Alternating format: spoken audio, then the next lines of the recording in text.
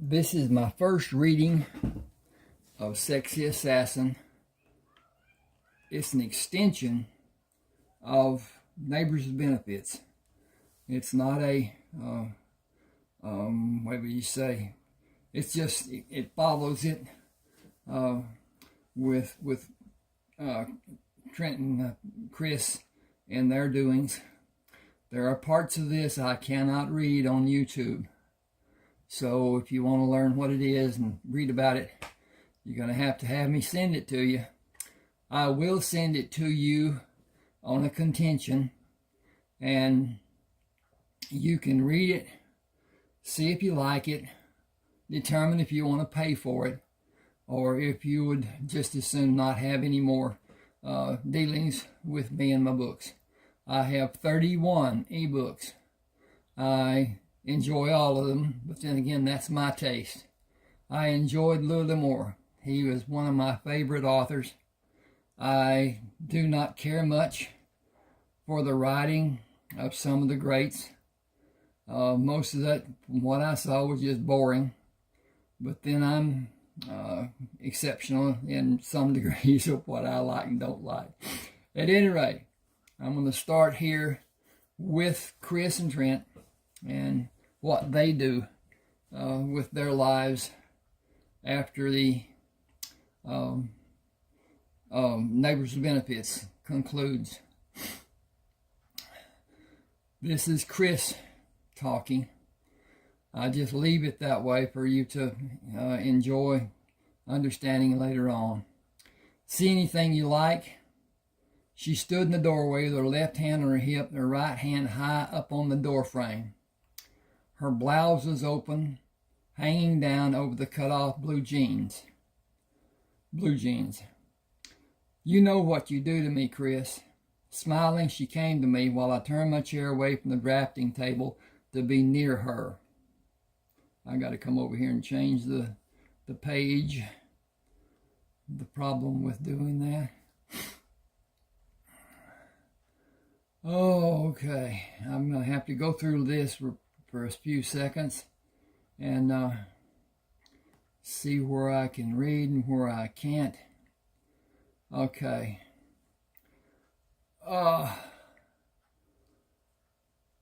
She pulled back from me. I have a business offer for you. I have a client in Belcher who wants to build an arboretum onto her house. She may even give us a bonus if we are able to show her husband how he will benefit from having it built.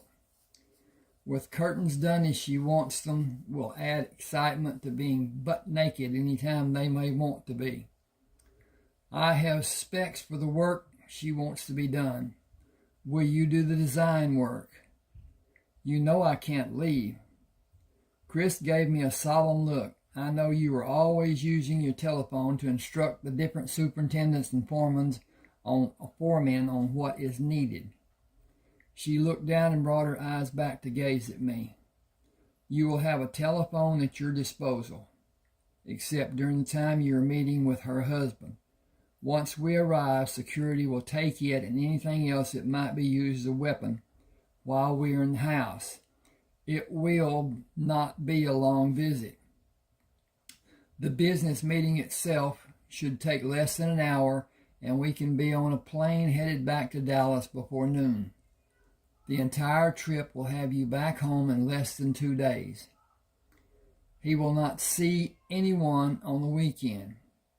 We will need to pick 2 of your least busy days, and I'll make the arrangements.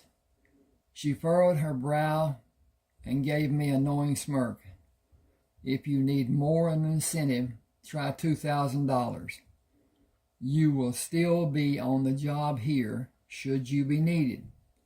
The mobile telephone provided is the latest model and allows you to use a set of towers for transmissions guaranteeing clarity. You could use a portable fax machine that also uses the towers. She pressed her lithe body against mine.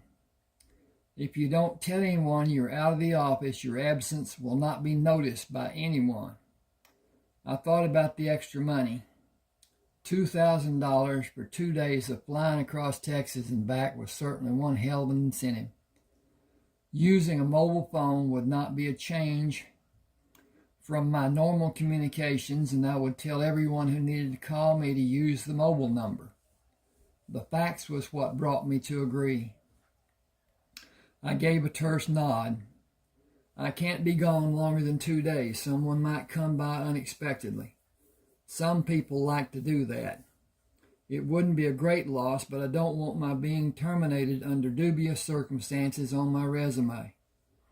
You can tell them you were out, even better that you were with one of your lady friends. The girls are probably the reason those people might come by unannounced, trying to get a thrill from living vicariously through you. She waited for me to answer and continued. We can be a little late boarding the plane if we are checked in on time. The flight crew will wait for first-class passengers. I sat up on the bed. First class? With drinks during the flight? Chris shook her beautiful head. No, darling. Through the flights, plural. We will fly first class from Houston to Dallas, first class from Dallas to Belcher. You will limit your drinks from Dallas, won't you? You'll need a clear head when we meet Carl Ayers. I swallowed hard. Carl Ayers, the oil baron? She took my hand and kissed the open palm. Carl bears the oil and energy tycoon. I lifted my hand up to caress her cheek. Now you have me anticipating doing the job for your client and going to Belcher. I would like to take time and go back into New Mexico for a day or two of sightseeing. I just can't take that chance because I have too much responsibility for the current job sites here. But maybe someday we will. I thought about flying strictly for the pleasure of flying. My duties here are substantial, not just my duties for architectural design and architectural engineering. I also oversee safety, cleanup, and every detail of the job. The superintendents and the different foreman types have some responsibility, but anything that is done wrong that is not related to job crafting is on me. I am the person who says if scaffolding is moved or changed. I am the one who makes sure it is done correctly and signs off that it is safe to be used. I train the labor crew to place it correctly and to focus on safety above everything else.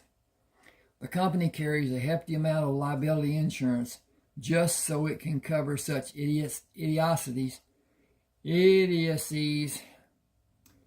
when it happens. I wrote that and still can't read it very well. When it happens, idiocy when it happens. I have been able to stop those calamities so far. I've stopped a lot of near misses too. The site must be constantly checked for hazards. Every Monday and Tuesday I make the rounds to each job site and instruct the crews again. The labor crews pass on any information they're given to the other craftsmen. All crew members have been instructed to report a hazard they may find. Some people do not realize how important those things pertaining to the job are, or maybe they just don't care about the total environment of the job site. They just want to do their work and get paid every Friday. It seems they don't see a problem and it's too late and someone is injured. It seems they don't want to be safe and perform the work safely. They go by the standard consideration of, I have always done it differently than you tell me to do it, and I will agree with you at the meetings and then go do it my way, whether it is right or wrong, just so it works for me.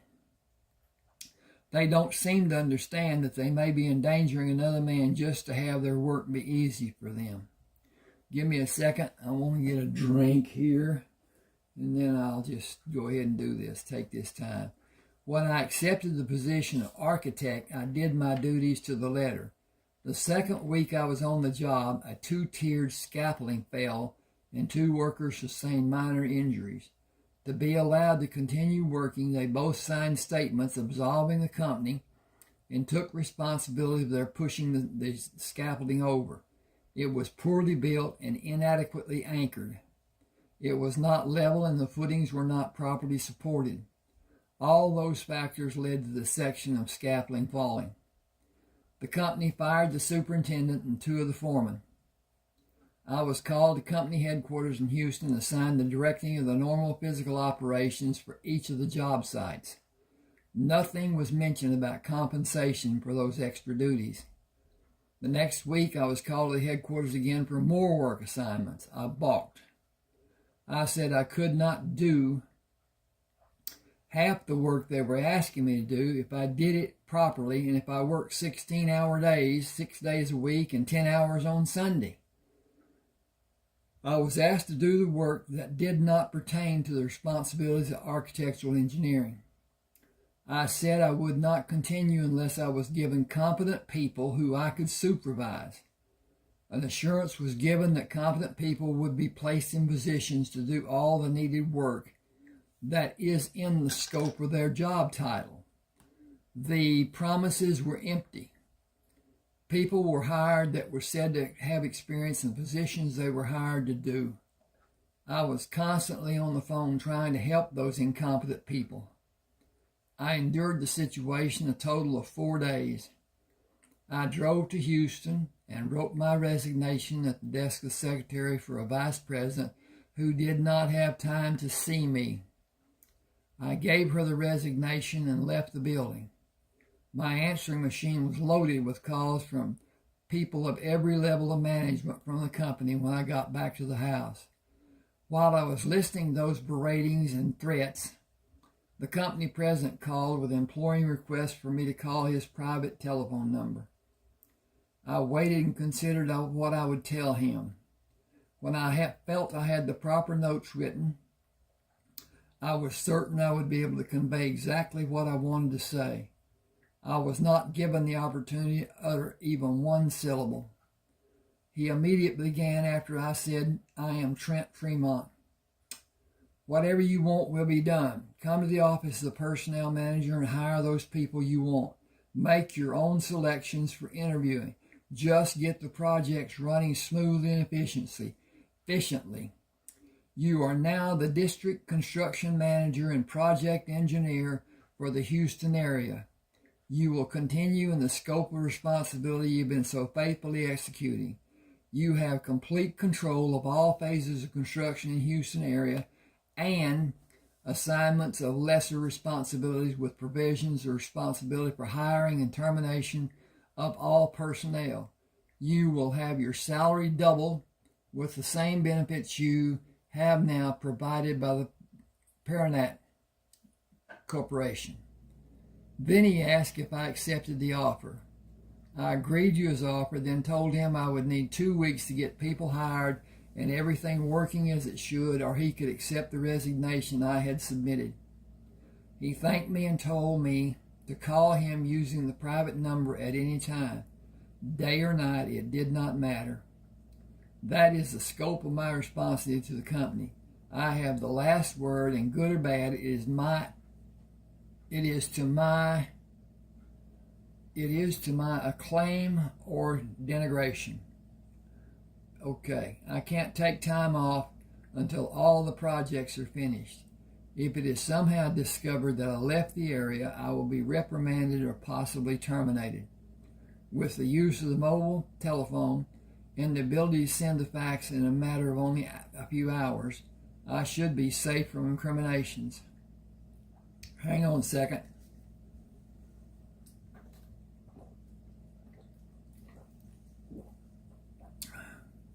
Well, that was more than a second.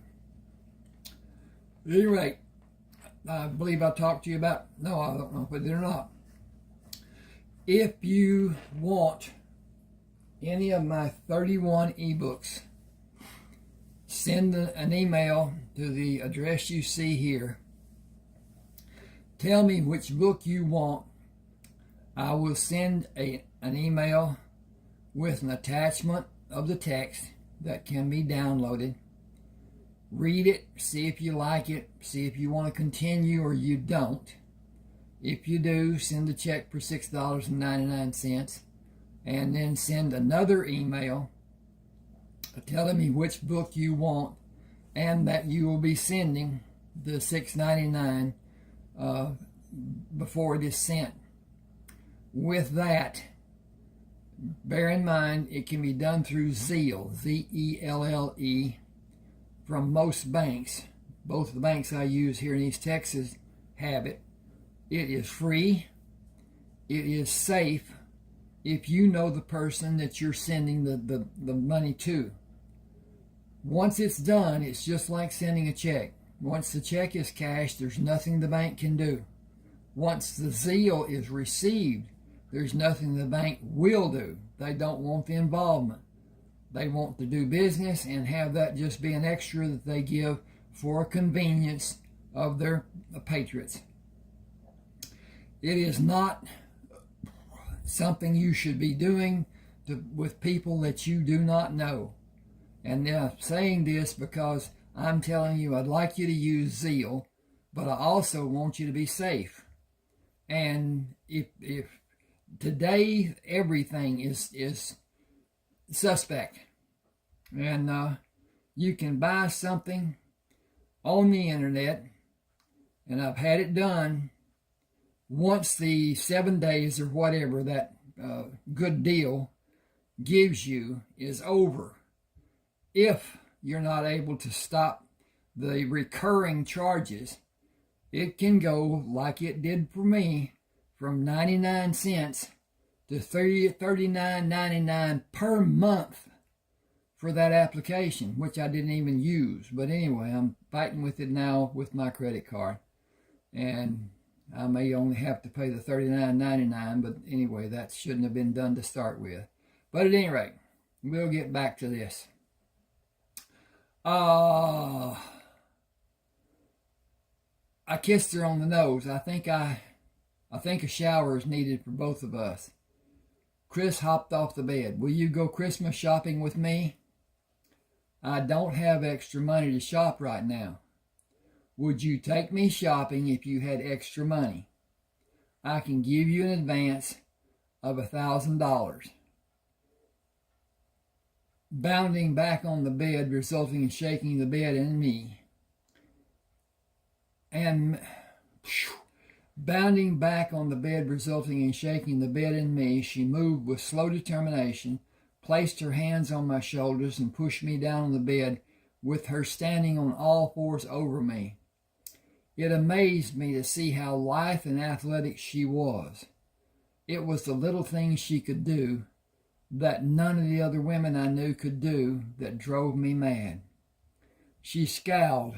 It is 1953, and it is Christmas. It's Christmas time. People will have bonus amounts on their checks beginning next week. When we come back, you'll have the other $1,000 to help pay your moving expenses. I can help you move the small things, and it should only cost a few $100, since you'll only be moving short distance. I know people who have an enclosed van big enough to move what you cannot pack in the car. I use them sometimes in my business. It shouldn't take more than 2 trips and only cost $50 or $60 more. I wasn't ready for her to mention my moving. The thought that she was serious about us living together in a different house was in the distant future in my mind until this very moment. She did not falter when she spoke, and I was not about to upset her by any stupid statement or questions just yet. We can go shopping if you can afford to pay the $1,000 before I've earned it. Moving higher up on the bed, she placed her hands on my shoulder and pushed me down on the bed, with her standing on all fours over me. Oh, I already read that. I got to check that. Chris looked thoughtful before saying, as our business dealings will always be handled in cash, you shouldn't put the extra cash I give you in the bank. The government keeps track of deposits that are seen to be unscheduled or significantly larger than normal. I only make small deposits in the bank. One of the more famous men in the old mob operated with cash. He wrote one check every year to pay his taxes. I learned to hide every penny I possibly can from seeing what he did. I was surprised. You're giving me cash? Ignoring my remark, her somber mood changed to a beaming smile. Now that I think about it, I have another client that I'm sure will need your services as well, if you want to do another job with me.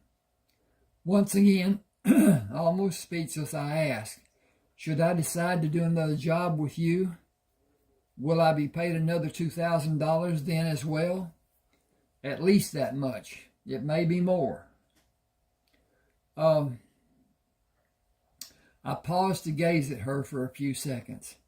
I had more questions than my mind could frame for expressing. Her beautiful smile and the warmth of her eyes continued. She had captured my heart, and her smile warmed me like no one ever had. You know how little I make working for Paramount Corporation, even with my wages being doubled, don't you? I don't pay for this house or the utilities. It's owned by the company I work for. I can't afford another place to live because all of my savings would go for the rent alone. You must know that $2,000 for a few minutes to convince a rich man to allow his wife to build onto their house is a substantial amount of money for me. I smiled, thinking I didn't need to speak in a manner to Chris. It's a lot of money.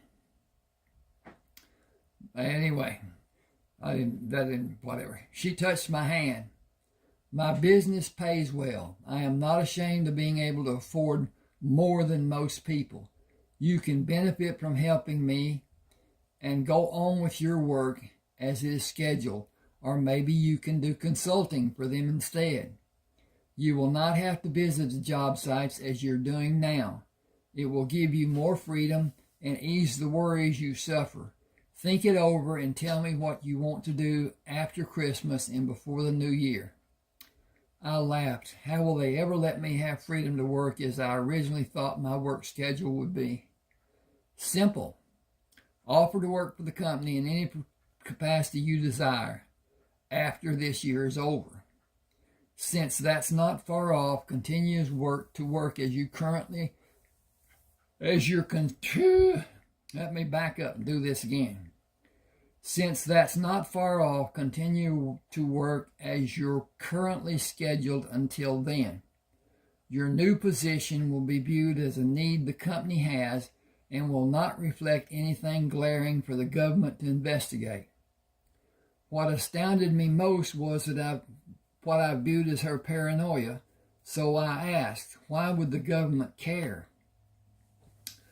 You don't believe the government has an interest in anything involving a large company such as the one you're employed by? A major shift in their daily operation can impact the economy. Of course, it is monitored, and the monitoring is done by more than one agency. How long has it been since you traveled commercially?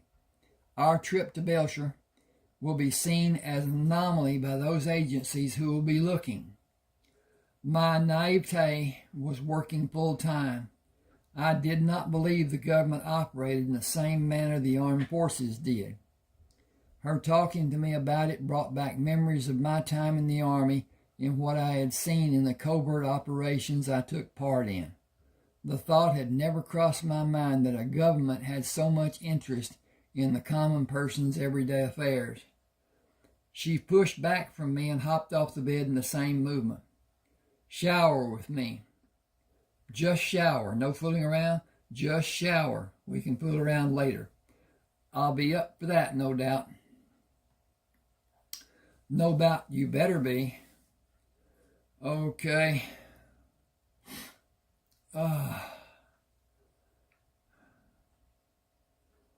Okay.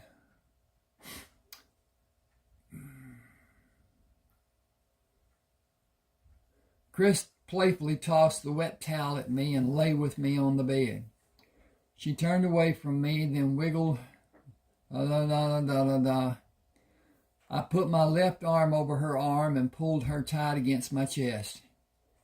She whispered, "Tell me what you like about us." Not being ready for any heavy talk about our lovemaking, I took my time and considered how I should respond. I met her when she visited one of the 5 neighbors I had an arrangement with for afternoon delights. They began by accepting my offer to hire them to clean the house and cook dinner for me. It was a once-a-week deal in the beginning, but when the events happened, the dynamic changed. And relationships became more involved. I have an aversion to condoms, but even a greater aversion to making a little Fremont with a woman I only saw socially. Freedom in the bedroom for them came at a price. I required them to use a solution my doctor friend from Army told me about. He promised it was a foolproof contraception. And so far he had been proven right. Excuse me just a minute. I need to put an A right there. Okay, I put an A right there. That's a good thing. Okay. They, meaning the women, I should put that the women, they introduced Chris to me. It was lust at first sight. I am 6'3". She is a fraction under 6 feet. Her hair was cut pixie style, which gave me the free access to her delectable ears. I can work on an ear for hours given free access by alternating between ear, neck, and shoulder. She would come to me and demonstrate her desire without being coy. Her acting the way she did, showing she wanted and needed me, made me want to love her. She initially caught my attention by openly extending our experience. I got to go over here. If I can find the cursor.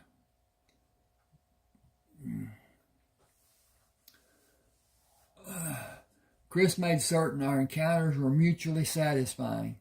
She had an extraordinary ability to move me to new heights in that she enjoyed our time together and often initiated new things for us to try, ultimately connecting us in more than just a physical level. She made me love her, both physically and romantically. I kissed her. "I like your mouth." Moving lower, I said, "I like your chin." She stopped me with a wave of her hand. "I mean, what ways do you like me? I know what you like about me, I think." "That is too involved. I cannot name one thing I do not like about you." "You are amazing. Your giving nature I totally love. You are receptive to my wants and desires with no hidden agenda. You are fun to be around as a person, not just as a lover. Your body speaks volumes for itself. It says you make time to stay in shape and stay strong." My. Can't say that. "Can I have a turn telling you what I like about you?" I nodded and she began. "I almost had an orgasm the first time we met. The sight of you, holy hell, you are so hot. You have a body most women will fight over just to get close to you. How did you develop your physique and that six-pack which is so sexy? You always look like you just came from the gym." Okay. My ego trip came to a screeching halt as I thought of my upbringing and training. Excuse me just a second. I need to check on the progress of this. Yeah, it looks okay. All right. My uncle was Special Forces. He built an obstacle course behind his house. I played on it as a young child.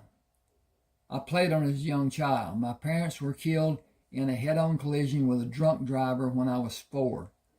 He took me in, and when I had my 6th birthday, he enrolled me in the Baldwin Military Academy. Colonel Herschel Baldwin made me his special project. Engineering became my focus, and physical training was his.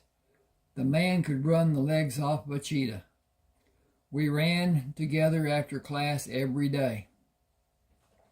He tutored me and we covered everything that happened in classes that day every evening. At age 18, I finished every requirement to have an engineering degree. Excuse me just a second, if I can find the frickin' cursor. Okay. Dink. Click, click, click, click. Okay, that's done. I finished every requirement to have an engineering degree from Annapolis. Qualifying in PT was required of all commissioned officers in my division. I was always in the top 1%. I retired last year when I was 40. I work out twice a week and run every weekend, rain or shine. I have ordered and led men all my adult life. I want to be a partner to my life mate. She drew designs on my chest. Can we be exclusive? Hang on a second. Come up here and find this. Click that. Click that. And click that. And come back to read. I thought we already are. After watching Chris bounce around like a teenager, I thought about the ways I could improve. I realized I need to change so many parts of my life, even the way I viewed living. I was determined to do as Chris suggested. I would schedule a meeting with Albert Perrott to restructure management in the upper echelon of the field work. If I saw the opportunity, I would recommend replacing vice presidents who favored keeping men in positions where they were not qualified, as I had been warned against any such changes when I had originally stepped into the position of district construction manager. I'd been reluctant to voice my opinion earlier to Albert, even with his declaring confidence in my judgment. The cost of keeping those people was exponentially increasing the project's overhead. Although the jobs were all cost plus and cost overrides were factored into the contract agreements, it did not guarantee the different companies would not become dissatisfied and award contracts to competitors of the Perrott, should be the Perrott Corporation, in the future. I wanted to ensure that this would not happen as best I could in my loyalty to Perrott Corporation. Hang on with me just a second. I should fix this and will, and then come back. And this is that, and this is this, and this is that. And that's fixed. Thank you for that time. I contemplated why I elected to wait until I came back from Belcher to talk to him. It eventually came down to my confidence having $2,000 in my pocket. With my monthly military pension and $10,000 I had in the bank and $2,000 extra, I could survive at least 6 months without a regular payday from Perrott Corporation. Perspective. I was living my life by whatever I perceived. I was in bad need of changes. I'd never been one to hesitate until now, nor was I ever solely responsible for my life until now. Time for action was long overdue. I got to find the tax over here too. Okay, give me just a second. I'll do this again and click this and click that and come back. Okay. Here we go down here. Time for action was long overdue. Tuesday afternoon, I heard Chris drive under the carport and met her at the side door.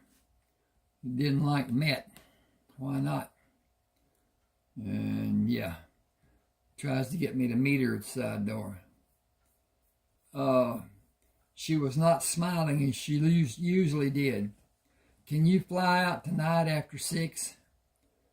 I just finished the drawings and I have my bags packed. After I put the drawings in the tube, shower, shave, and dress, I can be ready. She pushed into me and brought her arms up to pull me to her. Make love to me first. I'll make it good for you. That has never been hard for me. With an impish grin, she said, it better be hard. I bent to kiss her. You are the absolute best. You are the best in every comparison I can make. Gotta find this again. Okay, there it is. She pushed against me. I want you to tell me how someday. I thought, why wait? No woman kisses as good as you. No woman kisses in so many ways as you. No woman feels as good in my arms as you. No woman excites me as you do. No woman cares for me as much as you do. You may not be my perfect woman, but you are my perfect right now woman. You stole that saying from me. Did you generate it first? No. I chuckled, then I might have been the originator. Again she said, no, I heard it long before I met you. Now come to the spare bedroom with me. I pulled her to me. You know how long it will take to finish. I need to get ready to go. We will have time tonight in the hotel at Love Field, won't we? Well, she didn't take that as a warning. Okay. Now, looking at her and seeing the first small sign of fragility, I told her, I have been in unfamiliar surroundings most of my adult life. I learned how to sleep anywhere in those 22 years in the Army, even during long flights on the transport planes. I can sleep anywhere. You may be able to sleep anywhere, but you will still be tired. I also learned to function at a high level, rested or not. 2-day hikes are a thing of your past now. The training is what I will never unlearn. The shock of battle, or the clinical term of battle fatigue, will always be a part of my mental condition. I do not suffer idiots who want to fight. I end the fight as fast as possible, whatever it takes to protect myself. She pulled me close. Then we'll make a good team. I will have your back, and I know you will have mine. I said, this session will be a short one just for you. Da, da, da, da, da. We're going to skip down here. Oh.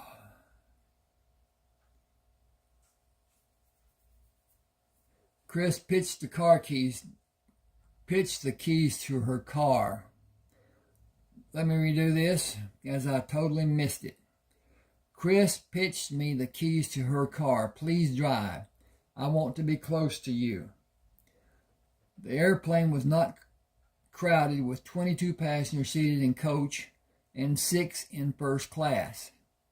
The stewardess checked the others and closed the door when she came in the first class compartment. She was very open about her interest in me. Will you stay in Dallas long? Chris made her feelings known. We're flying to Belcher, New Mexico after this flight. Maybe he can see you after we come back to Dallas. She bent slightly toward me. My name is Martha. I have 4 days off when we get to Dallas. I extended my hand without standing. I am Adam Freeman. She took my hand in both of hers. I will give you my number later. I smiled. I'll appreciate you doing that. This is a short flight. I did not want to miss the opportunity. I will make preparations to serve you now. What will you have to drink? Chris said vodka and tonic. I smiled. Bailey's if you have it. It will be my pleasure to serve you. Bailey's it will be. Chilled? Chilled will be great. Can you please help me keep them coming? Can you please keep them coming? It will be your guilty pleasure. She moved away but spoke loud enough for me to hear. Coming will be my guilty pleasure too. Chris leaned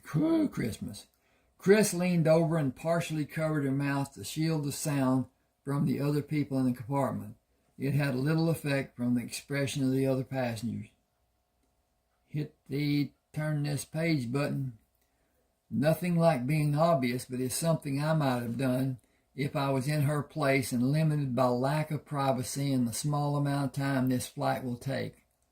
I would not allow an opportunity to pass without some type of opening conversation to test your receptive behavior.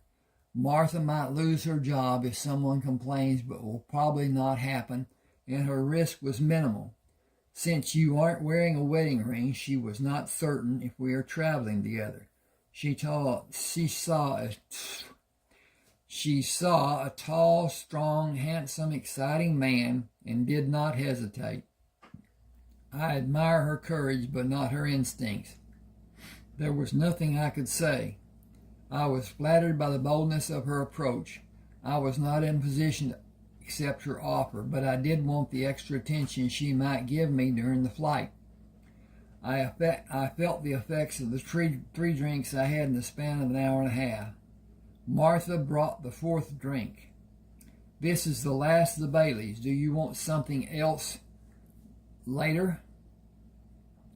I am grateful to have what you have been so kind to bring. I believe I will drink this and rest through the remainder of the flight. It will be a long flight to Belcher.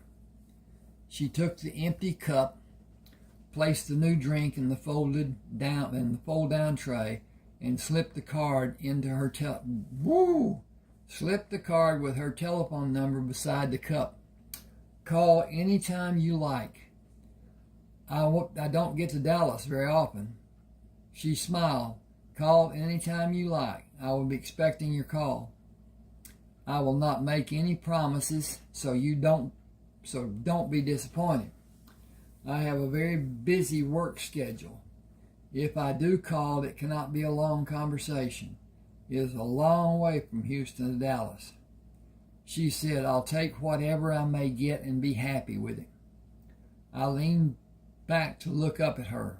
Martha, it has been a pleasure. It has been for me too.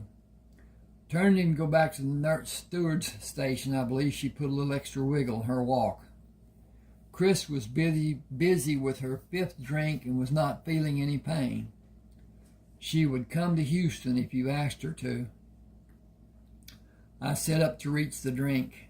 I don't intend to ask, as I don't intend to call her, nor do I intend to come back to Dallas. You never know. What does that mean? Gotta flip the page. Okay. Just that there may be lots of reasons for you to come back. Offhand, I don't know of any. That's what I mean. You never know. You told her we were flying to Belcher. No hotel for us tonight then. We will spend the evening with Charlotte Ayres and be in separate bedrooms tonight. We will have breakfast and meet with Carl Ayres before lunch. He will be back at the house sometime after 9 in the morning. I leaned back and enjoyed the coolness of the fresh Baileys. Love Field was an old Army pilot training center with 3 runways.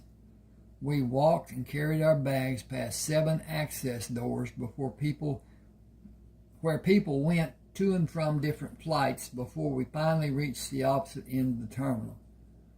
The buzz Chris had was gone before we came to the gate we were departing from. We were to depart from. This could get old rather quickly. We flew from Houston on one airline, and we will fly from here on another.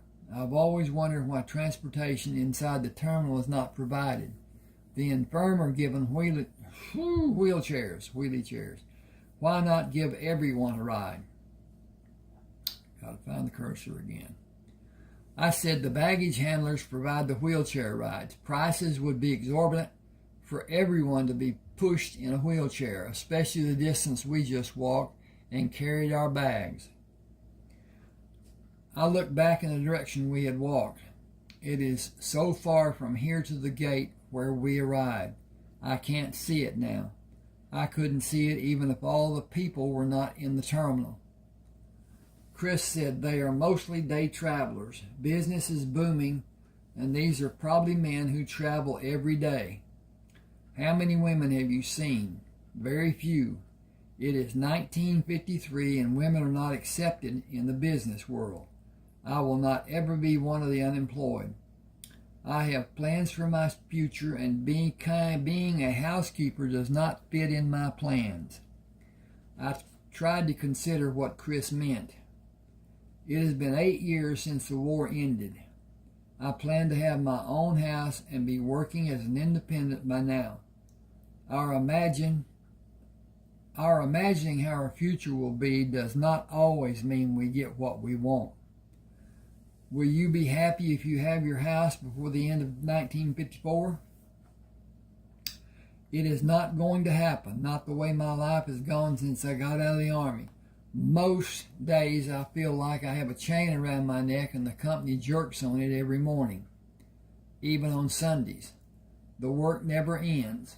I am neglecting the work to come with you. The money is my reason. My savings account has less than $11,000 in it. In 9 years, I have only saved a little more than $10,000. This consulting I am doing for you will more than double my savings for this year. Oh. Now if it continues. I can use your help again soon if you can manage to help me. Do you have another woman who wants an arboretum? I have a woman who wants to build a shopping mall. How big will it be? She picked up her bag. We should go to the counter because the steward is taking tickets and first-class passengers board first. We can talk on the plane if there aren't many people in first class and we have privacy. We can write notes if there are many passengers. First class was full and Chris was the only woman. She reclined the chair. I'm going to try to sleep. I can't sleep until the plane takes off. When it is in the air and has reached flying altitude, I'll try. Are you a white-knuckled flyer?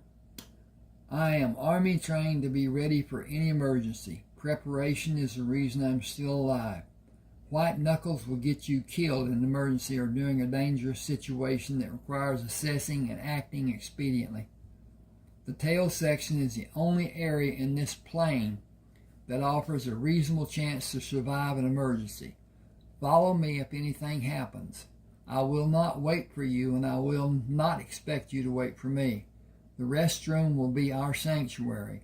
I will sit on the commode, and you will sit on my lap and brace hard against the door when I tell you to. I intend to live to be 100 and be shot by a jealous husband. You might be shot by a jealous wife if you did